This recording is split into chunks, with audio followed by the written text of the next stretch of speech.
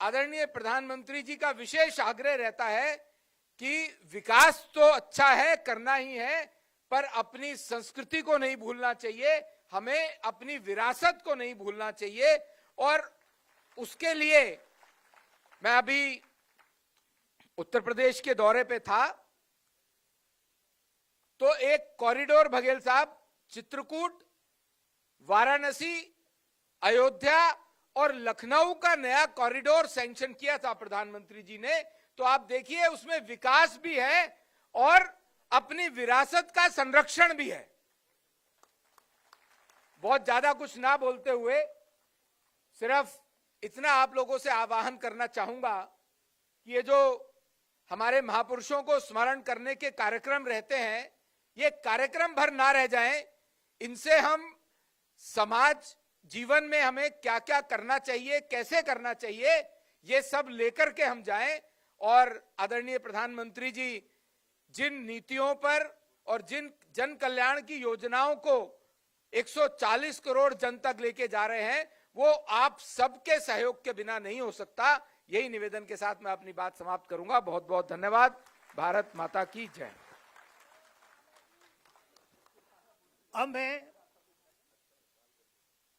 उनको बुलाऊं जिनका हम सबको सुनने का इंतजार है और एक भरोसा है कि इस अवसर पर वो हमें कुछ ऐसा आश्वासन या ऐसा कुछ वादा करेंगी, जैसा कि आज हम 300वें जयंती के रूप में देवी जी के जन्म जयंती को मना रहे हैं।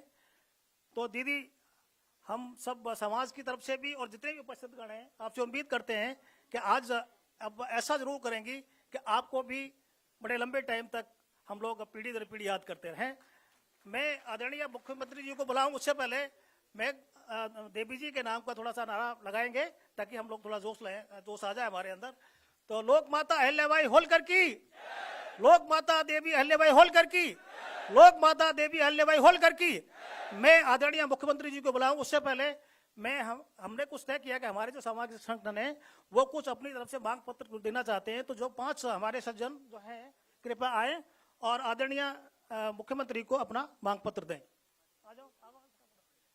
आप हैं पाल समाज चैरिटेबल ट्रस्ट के अध्यक्ष अतर सिंह पाल जी और लोक माता अहिल्याबाई होलकर सेवा मंच के महासचिव इंद्रजीत पाली जी और ये जो है तस्वीर भी भेंट करेंगे सोमवीर पाल जी, बिट्टू जी और सुनील बघेल जी।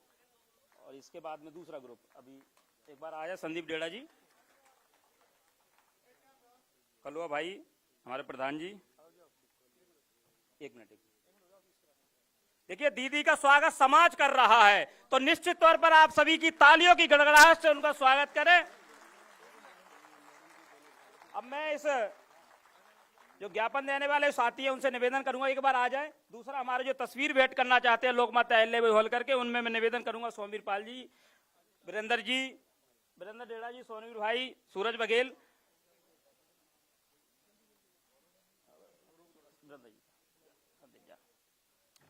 एक बार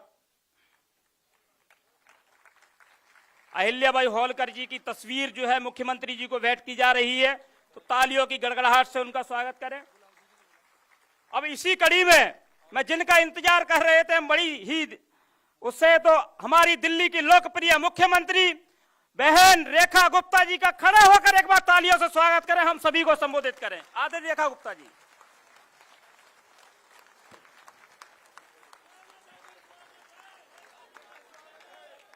बहुत बहुत धन्यवाद, कृपया विराजिए। बहुत बहुत धन्यवाद आप सभी का।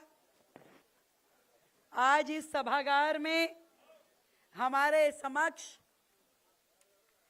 2 बड़ी हस्तियां जो आदरणीय मोदी जी की टीम के सदस्य के रूप में देश को आगे बढ़ाने के लिए कार्य कर रहे हैं, आदरणीय भाई हर्ष मल्होत्रा जी एवं आदरणीय एसपी सिंह बघेल जी, मैं दोनों को प्रणाम करती हूं।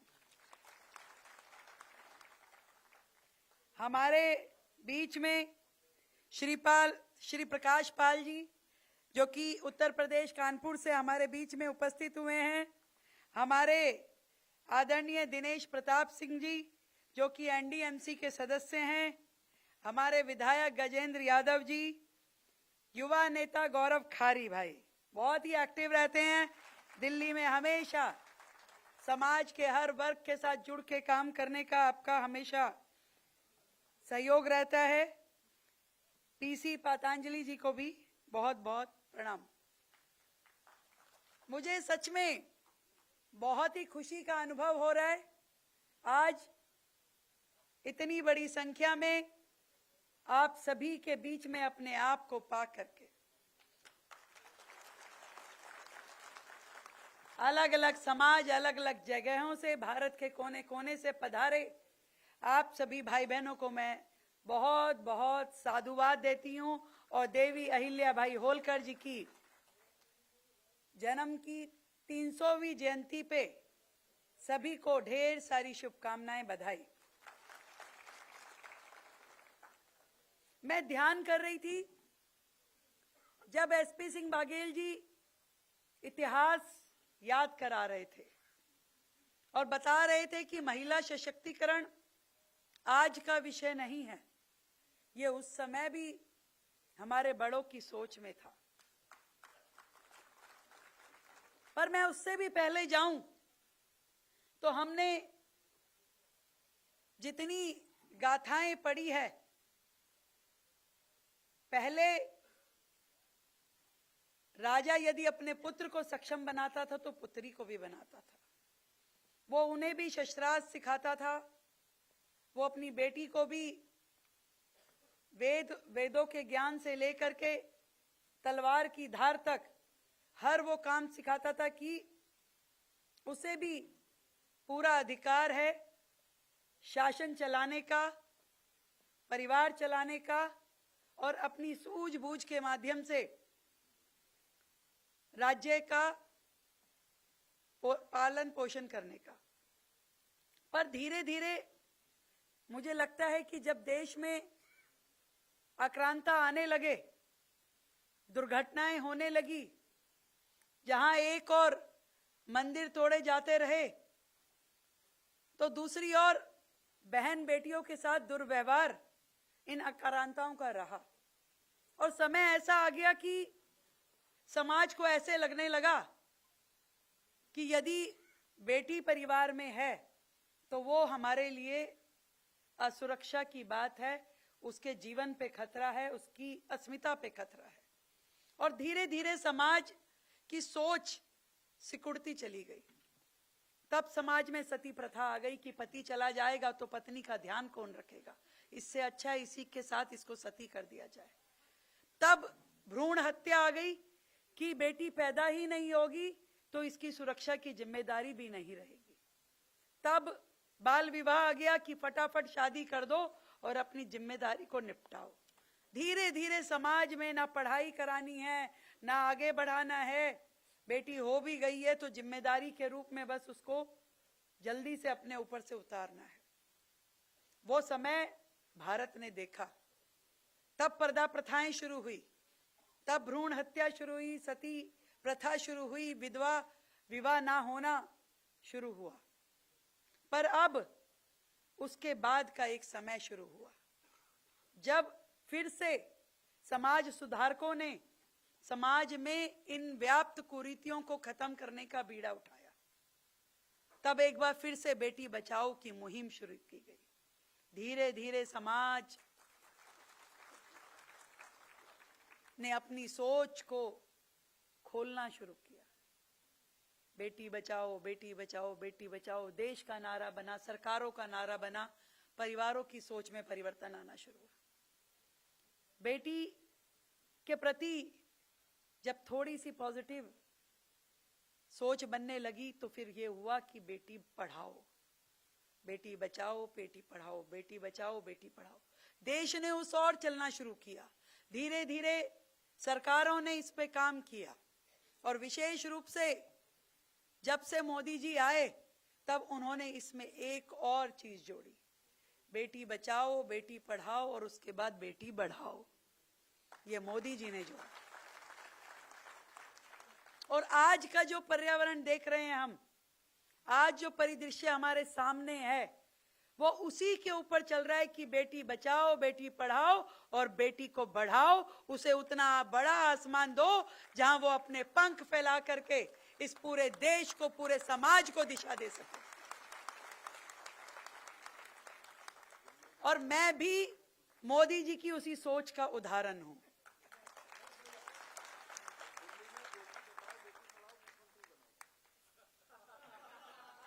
पूरे देश में कर रहे हैं वो, क्योंकि भारतीय जनता पार्टी ही वो एकमात्र पार्टी है जिसने संगठन में बहनों को आगे बढ़ने का मौका दिया। किसी भी पार्टी में नहीं है। भारतीय जनता पार्टी ही वो पार्टी है जिसने सदन में आरक्षण, बेटियों के लिए आरक्षण, बहनों के लिए आरक्षण पास किया। किसी में हिम्मत नहीं थी, कोई भी सरकारें कर नहीं पाई थी, बातें बड़ी बड़ी करती थी, कभी धरातल पे, पटल पे, सदन में लाकर उसे पास नहीं करवा पाई थी। आज जब मैं मोदी जी के कार्यों को देखती हूं तो देखती हूं कि उनकी हर योजना में परिवार की महिला धुरी है। चाहे वो पूरे देश में 10 करोड़ शौचालय की बात थी, चाहे घर घर उज्ज्वला देने की बात थी, चाहे पीएम आवास दिए हों, तो भी उस महिला के नाम पे किया जो गृहिणी थी।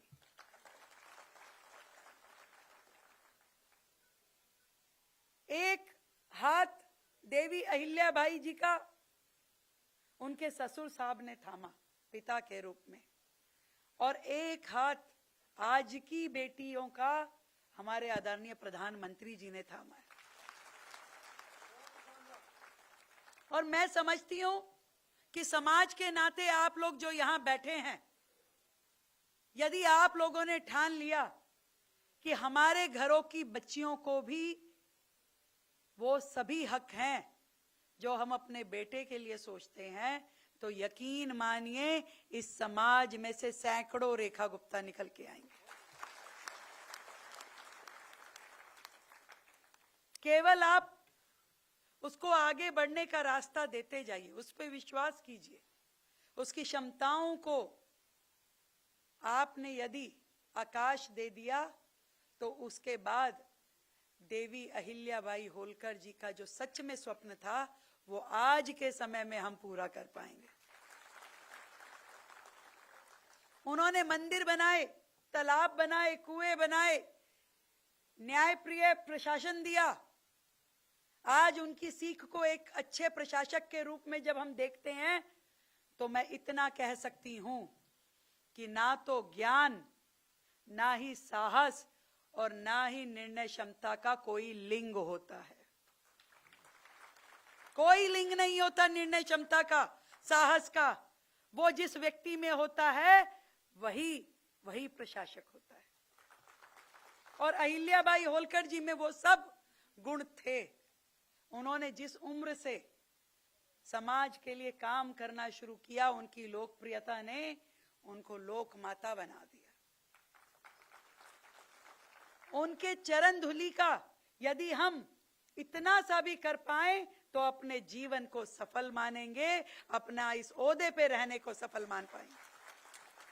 आज उनकी जन्म के 300वें साल में पूरे देश भर में भव्य भव्य आयोजन हो रहे हैं। आपने भी मुझे कुछ सुझाव दिए हैं।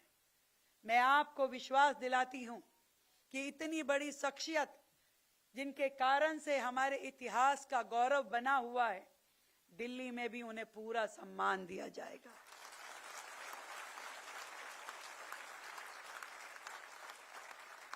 जो भी बेहतर से बेहतर होगा हम उसको क्रियान्वयन करेंगे। और जहां तक बात है जो बाघेल जी ने कही कि समाज के लिए आयोग बनाएं, तो मुझे जितने आपने यहां पर मेमोरेंडम दिए हैं, अपने प्रार्थना पत्र दिए हैं, मैं उनको पढ़ के समाज के लोगों से बात करके दिल्ली में आपको पूरा सम्मान के साथ में निर्णय प्रक्रिया में जोड़ा जाए, उसके लिए हम काम करेंगे। आपने मुझे बहुत ही स्नेह से इस परिवार में बुलाया। मैं दिल की गहराई से आप सभी को बहुत धन्यवाद करती हूं और बहन के रूप में सदैव आप मुझे अपने साथ पाएंगे, ये विश्वास दिलाती हूं। बहुत बहुत धन्यवाद। दिल्ली की मुख्यमंत्री दीदी हमारी रेखा गुप्ता जी ने गागर में सागर भरने का जो काम किया है, निश्चित तौर पर इसमें बहुत सारी जो लोकमाता अहिल्याबाई होलकर जी की जो जीवनी के बारे में जो कहा, अब मैं इसी कड़ी में हमारे बीच में गौरव खारी जी से निवेदन करूंगा, एक बार बैठ जाए भाई साहब, अभी खत्म नहीं हुआ कार्यक्रम। गौरव खारी जी से निवेदन करूंगा कि हम सबको संबोधित करें। देखिए, दिनेश जी ने संबोधित बोला, मैं तो धन्यवाद के लिए आया हूं दीदी आपका। मैं धन्यवाद करना चाहता हूं हमारे दिल्ली की माननीय मुख्यमंत्री आदरणीय रेखा गुप्ता जी का। मैं धन्यवाद करना चाहता हूं हमारे बहुत ही ओजस्वी वक्ता आदरणीय एसपीएस बघेल जी का।